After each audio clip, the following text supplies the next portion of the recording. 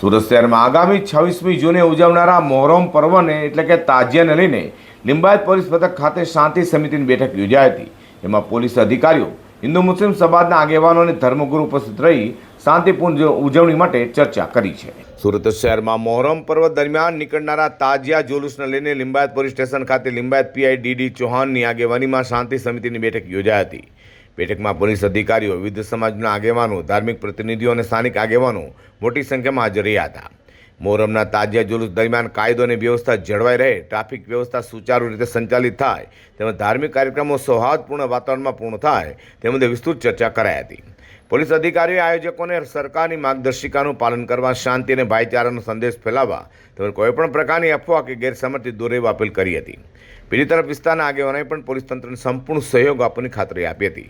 Police દ્વારા તાજિયા જુલુસના route, સુરક્ષા વ્યવસ્થા અને ટ્રાફિક નિયંત્રણ અંગે અગાઉથી આયોજન કરવામાં આવી રહ્યું હોવાનું પણ જણાવાયું હતું। આજરોજ લિંબાયત પોલીસ સ્ટેશન ખાતે શાંતિ સમિતિના સભ્યો તેમજ તાજિયા કમિટીના મેમ્બરોની સંયુક્ત મિટિંગ લેવામાં આવેલી। જે મિટિંગમાં દરેક તાજિયા કમિટીના જે મેમ્બરો જે જુલુસ પસાર કરવાના છે તેના પોતપોતાના રૂટથી વાકેફ કરવામાં આવ્યા। દરેક રૂટમાં પોલીસ બંદોબસ્ત તેમજ દરેક તાજિયા સાથે પોલીસ માણસો પણ ફાળવવામાં આવ્યા છે। એમના રૂટ દરમિયાન જે કંઈ તકલીફ, જે કંઈ અડચણ ઊભી થાય એના નિરાકરણ માટેના વ્યવસ્થા શું કરી શકે એ બાબતે જરૂરી ચર્ચા કરવામાં આવી।